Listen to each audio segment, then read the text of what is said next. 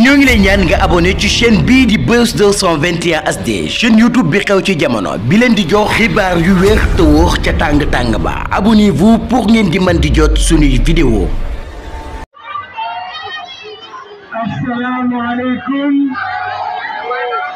maa ngi leen di ziar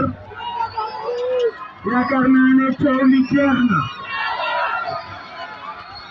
li jeex na et Inch'Allah bu dimanche dama bëgg ngeen sol seen yére yu rafet dox ndànk ànd ak jàmm dem voté ji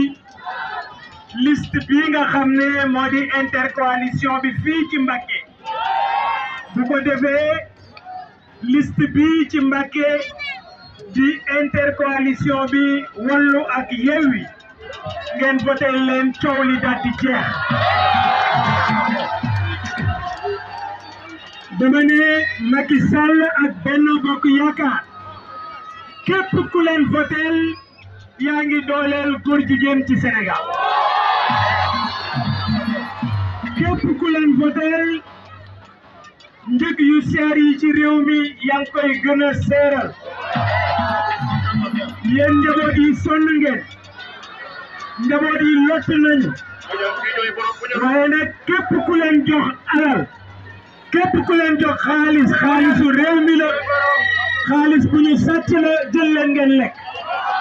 bu ngeen duggee ci urne bi ngeen voteel intercoalition bi fii ci Mbacké mu di intercoalition Wallu Yewwi ñii nga xam ne ñoo di Abdou Mbacké Ndaw ak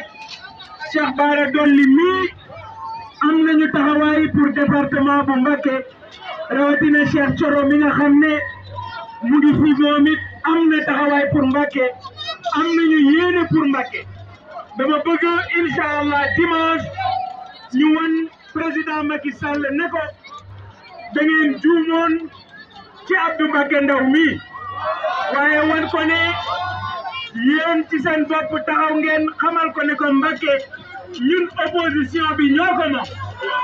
Mbacké ñoo ko moom kon rendez-vous dimanche Inch'Allah jërë ngeen jëf